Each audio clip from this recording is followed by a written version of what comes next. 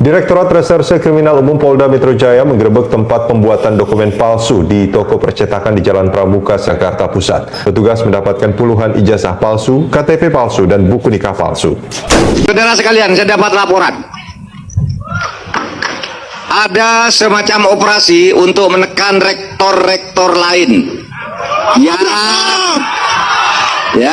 yang belum menyatakan sikap dan akan membuat deklarasi sesudah UGM itu muncul, lalu bermunculan jadwal. Tetapi bersamaan dengan itu juga muncul sebuah operasi yang mendekati rektor-rektor yang belum mengemukakan pendapatnya, belum berkumpul untuk deklarasi. Mereka ini diminta untuk menyatakan sikap yang berbeda. Sikap yang berbeda didatangi mereka untuk menyatakan bahwa Presiden Jokowi baik, pemilu baik, penanganan COVID terbaik, dan sebagainya. Lawan! Ya, lawan! Saudara, ada beberapa rektor perguruan tinggi yang kemudian membuat pernyataan seperti yang diminta oleh orang yang melakukan operasi itu.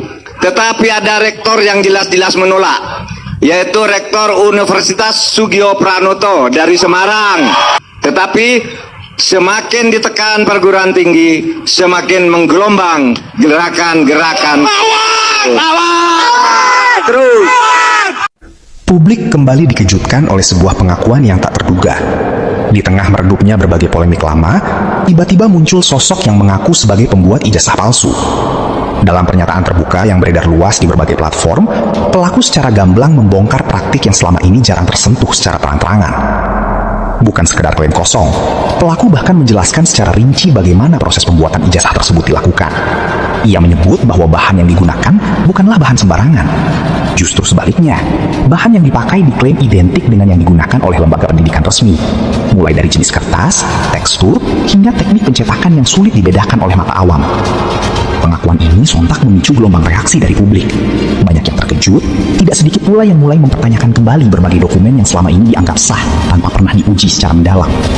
Di era di mana teknologi semakin canggih, batas antara yang asli dan yang palsu seakan menjadi semakin tipis. Oke, jadi pembuatan ijazah itu dari sekolah dasar sampai tingkat perguruan tinggi. Perguruan tinggi. Bahan aslinya itu apa saja, Mas? Bahan aslinya itu kertas dari ini, Mbak, dari lembaga pendidikan terkait. Kertasnya langsung dari lembaga pendidikan terkait. Ya, dan kita nggak menyetok, kita pesan itu bila mana ada orderan masuk. Karena kan kemauan customer kan beda-beda, nggak bisa semuanya sama. Kertas dari lembaga pendidikan terkait artinya ada kerjasama dengan oknum di sana atau seperti apa? Kalau untuk saya mendapatkannya kan saya dapat dari bos juga, Mbak, yang dia punya link langsung ke orang lembaga tersebut ya. Asli, ya, sama seperti yang dicetak langsung oleh perguruan tinggi tersebut. Sama persis. Kalau yang asli itu kan coba Mbak boleh punya Mbak ijazah punya Mbak, coba Mbak kalau ada sinar UV Mbak terawang atau diterani, pasti nanti bakal timbul warna nyala kayak biru-biru gitu, hijau ke biru-biruan warnanya. Kualitasnya sama dengan yang Mas jual? Sama, 99% nggak bisa dibedain. 99% tidak bisa yang bisa membedain nomor induknya. Nomor induknya saja. Ya. Artinya ini kalau dimasukkan ke dalam laman resmi Kemdikti, Dikdasmen ini tidak bisa. Nggak bisa. Validasi. Itu pasti nanti yang timbul namanya beda antara nomor NIK yang dimasukkan dan nama yang ada di ijazah aspal itu beda. Di titik inilah, perhatian publik kembali tertuju pada sejumlah isu lama yang sempat mengemuka, namun tak pernah benar-benar menemukan titik terang. Salah satunya adalah soal kejanggalan data administratif dalam dokumen pendidikan yang pernah beredar di ruang publik. Isu mengenai perbedaan nama pada nomor induk yang ketika ditelusuri justru mengarah pada nama yang berbeda kembali mencuat dan menjadi bahan perbincangan hangat. Oleh sebab itu, kalau saya sih, saya makanya nggak ikut-ikut campur bicara gitu, lelah gitu. Itu sebabnya saya tidak pernah ikut bicara soal ijazah. Kita sudah tahu lah kesimpulannya, kalau kita punya rasionalitas sudah tahu. Terjadinya kerusakan hari ini adalah kerusakan yang dibuat 10 tahun Jokowi berkuasa. Dengan ijazah palsunya yang jelas-jelas kita bisa lihat dengan mata kita sehat, fotonya itu bukan foto Jokowi, kumisnya bukan Jokowi, mulutnya bukan Jokowi, telinganya bukan Jokowi. Itu foto orang lain yang dipakai oleh Jokowi. Dan pelakunya itu kami menduga keras Eko Sulistyo, mantan ketua KPUD Solo. Eko Panjul kalau kawan-kawan aktivis bilang. Dia adalah aktivis kiri yang memainkan ijazah ini. Maka oleh karena itu saya meminta Jokowi segera sadar, segera meminta maaf kepada rakyat. Bahkan Eko pun keluar dari kandangnya. Kalau memang dia tidak melakukan, dia harus klarifikasi. Tapi kalau dia melakukan, dia tidak bisa berbohong. Karena banyak kawan-kawan yang tahu masalah ini. Dan dia harus meminta maaf kepada bangsa ini. Dan rakyat pasti memaafkan. Tapi masalah hukum itu masalah lain. Jadi Pak Jokowi jangan lagi membuat gaduh bangsa ini mengadu domba kami dengan rakyat-rakyat yang lain dengan isu ijazah ini. Terbuka saja. Kalau itu memang bukan ijazah Jokowi, silakan Jokowi mengakui. Kami tidak marah. Yang telah berjuang selama ini selama hampir 3-4 tahun. Apa yang dilakukan oleh Pak Jokowi ini adalah petaka yang diciptakan sendiri oleh Pak Jokowi. Ini adalah political engineering dari seorang Jokowi ketika Jokowi gagal mengalahkan dirinya sendiri. Sehingga apa? Dia ingin selalu mengalahkan orang lain. Nah, ini yang kemudian harus menjadi pandangan dari kita, bahwa apa yang dilakukan Jokowi ini sebenarnya bukan hal yang baru dalam sejarah peradaban manusia. Tapi sebenarnya Pak Jokowi juga harus belajar dari sejarah itu, bahwa orang-orang yang seperti Pak Jokowi ini akan terjadi matinya, mundurnya, tumbangnya, tersungkurnya, itu akan tersungkur dalam kehinaan dan betul-betul tidak akan dihargai. Saya ingat kata-katanya Abul A'la Al-Ma'arri dalam salah satu bukunya, dalam syairnya. Ketika seorang pemimpin itu culas dan menipu rakyatnya dengan kata-kata yang penuh sukacita, dia akan mati diinjak oleh kaki rakyatnya sendiri yang sedang menari dan berdansa. Itu tulisan Abul A'la Al-Ma'arri. Jadi jangan heran kalau suatu saat Jokowi diinjak-injak oleh rakyat. Spekulasi pun berkembang dengan cepat. Sebagian pihak mengaitkan temuan tersebut dengan berbagai dugaan yang selama ini beredar, sementara yang lain memilih untuk bersikap lebih hati-hati. Mereka menilai bahwa informasi semacam ini tidak bisa hanya didasarkan pada potongan data yang belum diverifikasi secara menyeluruh. Para pengamat hukum dan pendidikan pun mulai angkat bicara.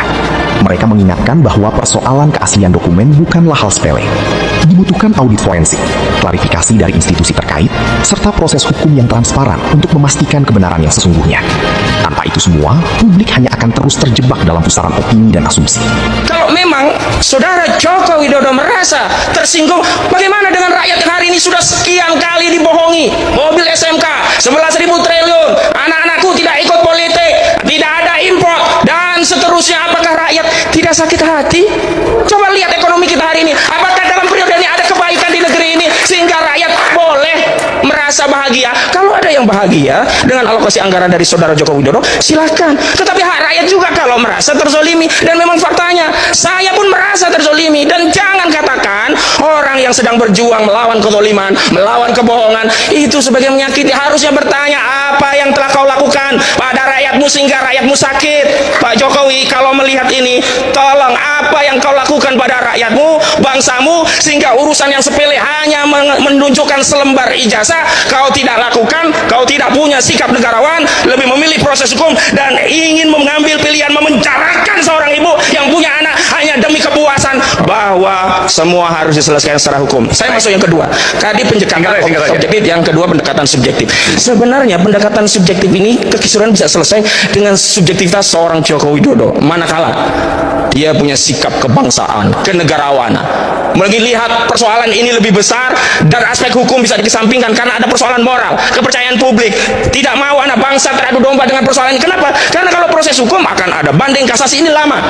Proses itu sederhana. Subjektivitas seorang Joko Widodo untuk menunjukkan ijazah aslinya kepada publik dan selesai. Dan karena sampai hari ini saudara Joko Widodo tidak kunjung menunjukkan ijazah itu kepada publik, maka patut diduga saudara Joko Widodo memang menginginkan bangsa ini terus terbelah, mengadu domba di antara rakyat, dan memang ingin memenjarakan rakyatnya di tengah legasi yang dia merasa sudah berbakti pada rakyatnya selama 10 tahun. Ingat, 10 tahun itu hilang hanya karena dia memenjarakan rakyat. Dan terakhir, apakah dengan memenjarakan rakyatnya urusan ini selesai? Ada presiden, Bambang Trimulyono dan Gus Dur sudah dipenjara, tapi apakah orang tidak bertanya ijazah asli? Mohon maaf, ini ijazah asli ini tidak terjawab. Kenapa? Metode menyelesaikan masalah nggak cocok. Masalahnya ijazah asli atau tidak diselesaikan dengan menjarain orang. Harusnya kalau orang bertanya asli atau tidak, tunjukkan ijazahnya, selesai, bukan dengan memenjarakan orang. Ini yang saya sebut bahwa saudara Joko Widodo tidak sedang benar-benar ingin menyelesaikan masalah ini, bahkan cenderung ingin berbuat zalim dan zalim lagi kepada rakyatnya dengan mengambil narasi proses dan prosedur hukum dengan menarget rakyatnya sendiri. Memang ini mungkin jalan Tuhan lah, ya kan. Tiba-tiba saya dipertemukan sama Bung Refli tadi, sedikit berbincang mengenai memperkenalkan bahasa ini Yulianto, yang salah satu nama disebut tim Jakarta. Saya bilang gitu. Kaitan dengan ijazah Pak Jokowi yang kemudian diduga palsu, itu memang menarik karena waktu itu Bung Bitor ngajakin saya bertemu di tempatnya Mas Eros di GBN, Eros Jarot. Begitu ketemu langsung ditanya, Mas Eros, capek-capek kita cari pembuat ijazah palsu, ternyata Yulianto. Nah, gitu. Bener gak itu, Pak? Iya. Waduh. Halo teman-teman, kembali lagi di channel ini. Nah teman-teman, kita sudah menonton sebuah cuplikan video menarik Dan dari video tersebut banyak komentar netizen. Kita mulai dari Hendra Liang mengatakan bangga dan salut pada Bapak Dr. Rio Suryo, Ibu Dr. Tifa Fauzia, DKK, semoga Allah SWT meridhoi, amin. Selanjutnya dari Rizal Muma mengatakan, lindungilah orang yang jujur ya Allah oleh kuasamu.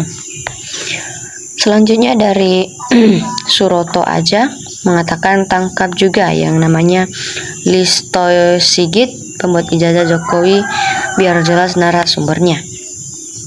Selanjutnya dari Kicau Burung mengatakan, pengacara Jokowi kena sanksi, dia harus kena hukuman pelanggaran advokat. Komentar selanjutnya dari Bahacinil mengatakan, manusia biadab layak dihina sehina-hinanya, apalagi anaknya harus dicek ijazahnya.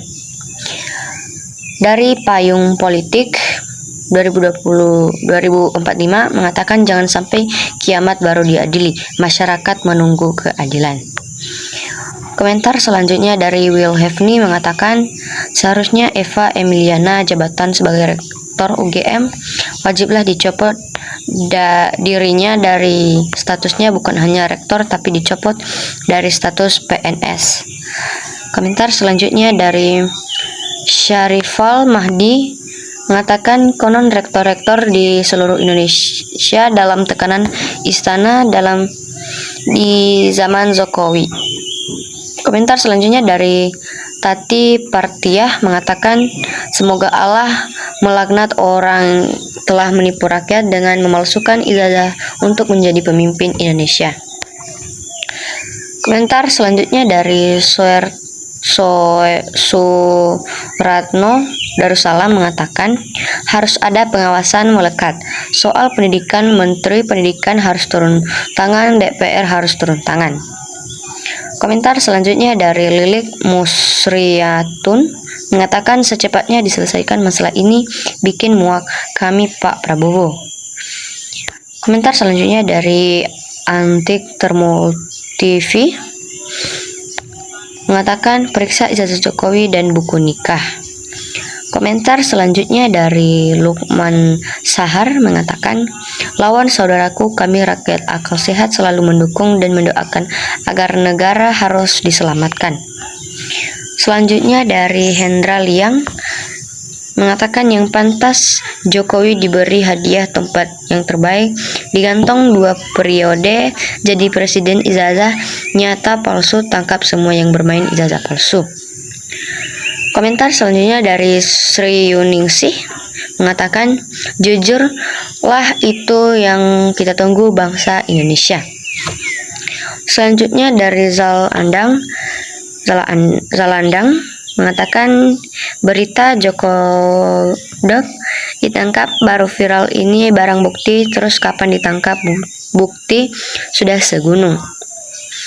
Komentar selanjutnya dari Partisarju mengatakan, alhamdulillah bila benar nyata, segeralah Jack Clover ditangkap dan dipenjara seumur hidup, amin.